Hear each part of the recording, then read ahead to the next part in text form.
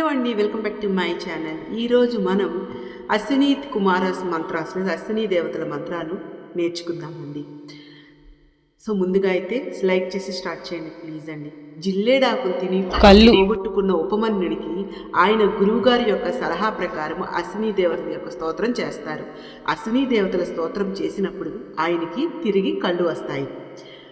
ఎవరికైతే ఆరోగ్యం సరిగ్గా ఉండదో, అలాగే ముఖ్యంగా కంటి చూపి సరిగ్గా ఉండదు, వాళ్ళు గనక ఈ అశ్విని కుమార్ దేవతలను స్తోత్రం చేస్తే, పారాయణ చేస్తే వాళ్ళకి కంటి చూపు అనేది మెరుగవుతుందండి.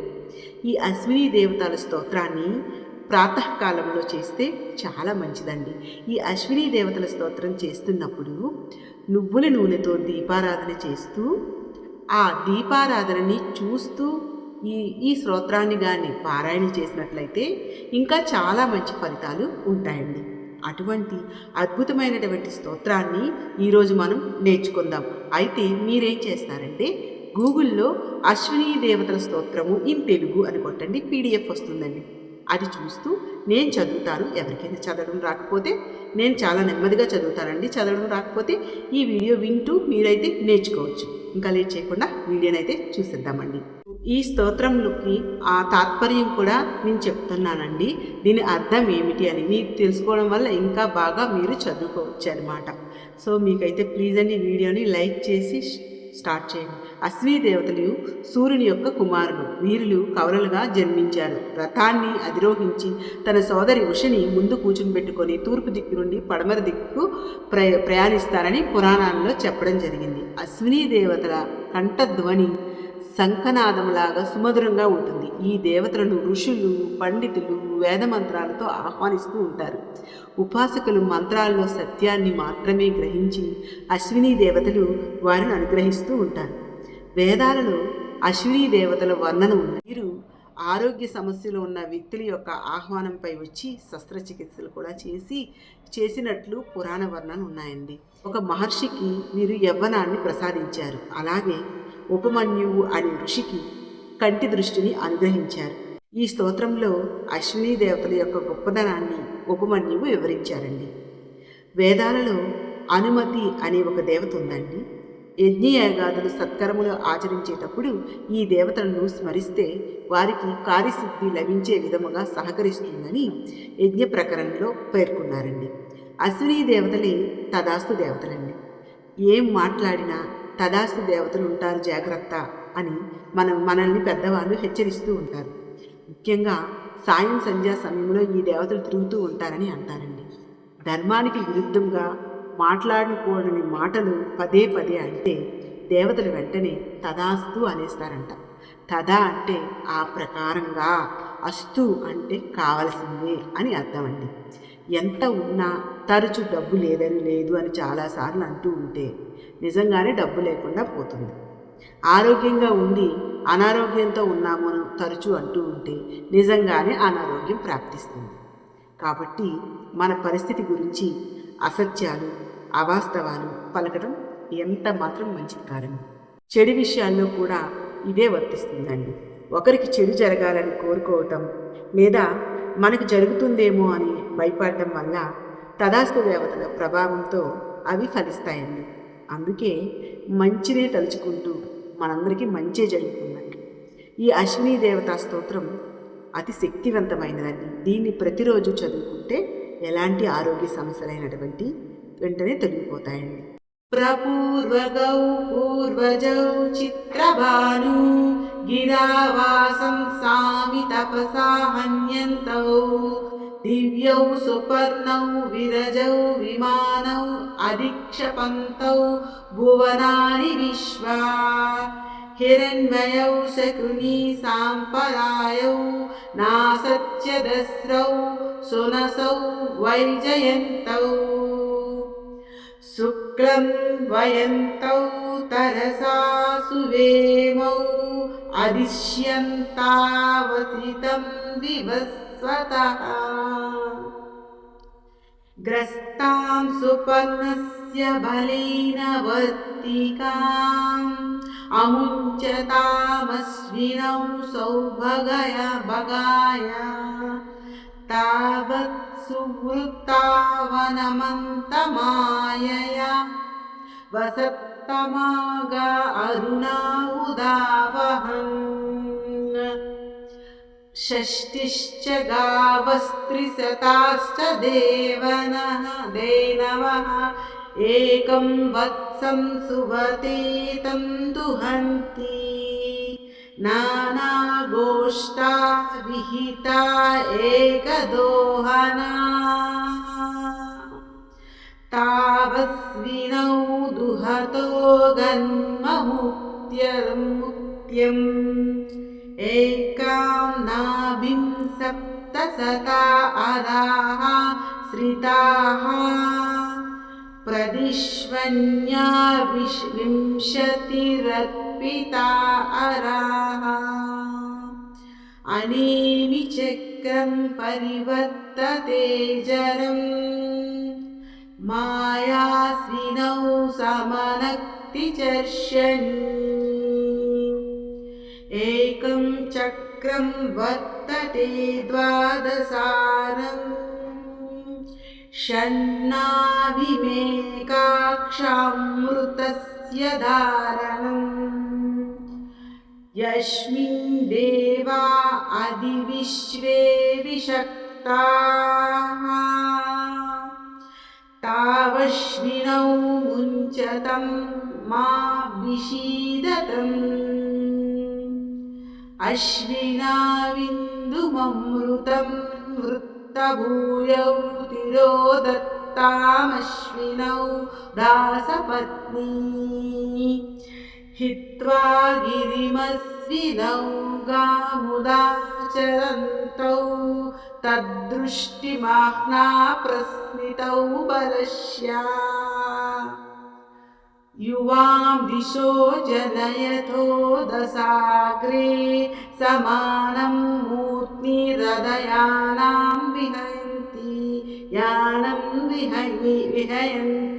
विहयन्ति तासां यतमृषयो न प्रयान्ति देवा मनुष्याः क्षितिमाचरन्ति युवां दिशो जनयथो दशाग्रे समानं मूर्ध्निरतयानं वियन्ति तासां यातमृषयोऽनुप्रयान्ति देवा मनुष्याः क्षितिमाचरन्ति युवां वर्णान् विकुरुतो विश्वरूपान् ते दीक्षियन्ते भुवनानि विश्वा ते बाणवोऽप्यनुश्रुताश्चरन्ति देवा मनुष्याः क्षितिमाचरन्ति तौ नासत्यावस्विनौ वामहेहं स्रजं च यां विवृतः पुष्करस्य तौ नासत्यावमृतावृते देवास्तत्प्रपदेन सूते सुखेन गर्भं लभेतां युवानौ गतासुरे तत्प्रदेन सूते सद्यो जातो मातरमत्तिगर्भः तावस्विनौ मुञ्चथो जीवसेगा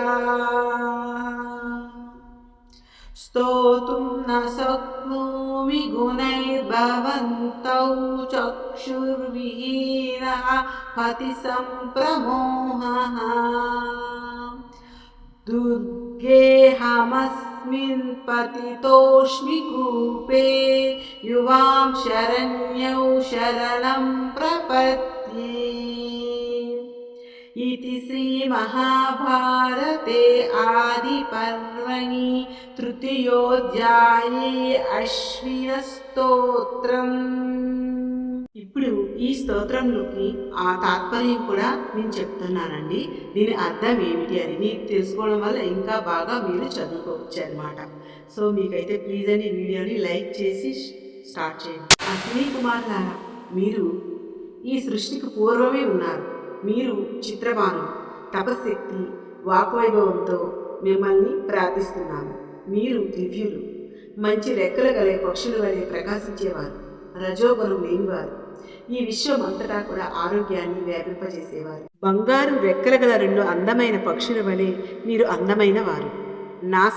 నాశక్తి అసురులనే పేరు కలవారు, అందమైన నాసికులు కలవారు, విజయం పొందేవారు. సూర్యపుత్రులైన మీరు రాత్రి పగలు అనే కారం యొక్క దారాలతో సంవత్సరమనే వస్త్రాన్ని తయారు చేస్తున్నారు.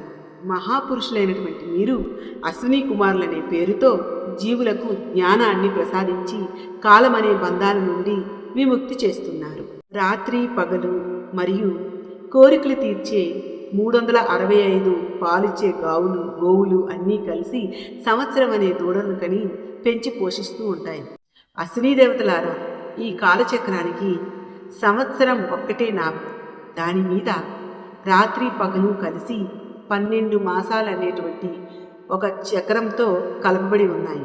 ఈ మాయామయమైనటువంటి కాలచక్రం నిశ్చయమైన వేగం లేకుండా తిరుగుతూ ఇహపర లోకాల ప్రజలను నశింపజేస్తూ ఉంటుంది. మేషం మొదలుగా 12 రాసులు 12 ఆవులుగా, 6 ఋతువులు 6 నాగులుగా, సంవత్సరం ఇరుసుగా ఉన్న ఒకే ఒక కాలచక్రం అన్ని వైపులా తిరుగుతూ ఉంటుంది.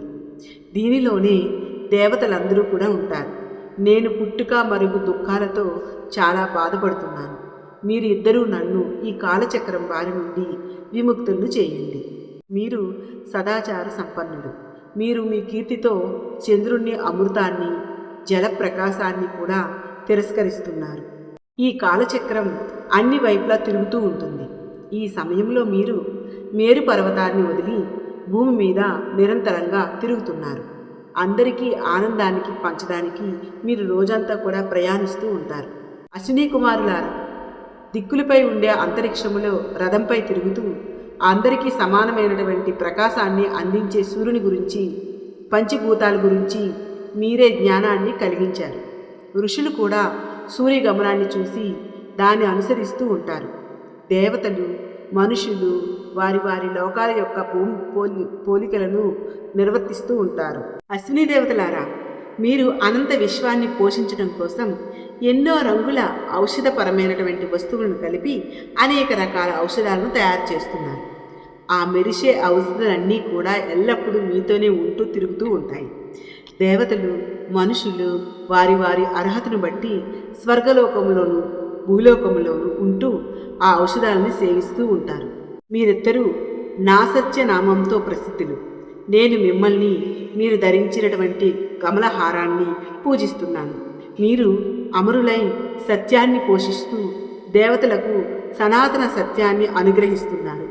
తల్లిదండ్రులు తీసుకున్నటువంటి అన్నం వీర్యం ద్వారా రజోరూపంగా మార్పు చెంది జలశరీరం తయారవుతుంది.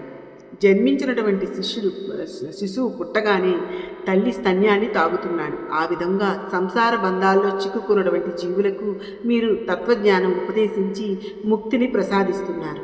నేను మీ గుణాలను పొగుడుతూ మిమ్మల్ని స్తుతించలేను. నేను ఇప్పుడు గుడ్డివాడిని, దారి గుర్తించలేక ప్రమాదానికి గురయ్యాను. అందుకనే భయంకరమైనటువంటి ఈ కోపంలో పడిపోయాను. మీరు శరణగోరిని వారిని రక్షిస్తారు. అందుకనే మిమ్మల్ని నేను ప్రార్థిస్తున్నాను. ఇది ఉపమన్యు మహర్షి కృత అశ్విని దేవత స్తోత్రం పరిపూర్ణం. కాబట్టి మీరు కూడా ప్రతిరోజు ఈ అశ్విని దేవత స్తోత్రాన్ని వినండి. దేవతల వైద్యులైనటువంటి అశ్విని దేవతల దయ వల్ల అన్ని రకాల ఆరోగ్య సమస్యలు నశించి ఆయురారోగ్యాలు కలుగుతాయి. మీకు ఈ వీడియో కనుక నచ్చినట్లయితే ప్లీజ్ అండి లైక్ చేయండి. సో చాలామందికి ఈ వీడియో సజెస్ట్ అవుతుందండి. అలాగే నా ఛానల్లో చాలా మంచి వీడియోస్ ఉన్నాయి, ఒకసారి వెళ్ళి చూడండి. మీకు ఛానల్ నచ్చితే ప్లీజ్ అండి సబ్స్క్రైబ్ చేసుకొని ఈ వీడియోని మాత్రం లైక్ చేయండి. ఇంకొక మంచి వీడియోతో వస్తానండి. ఇప్పటి వరకు ఓం నమో నారాయణ.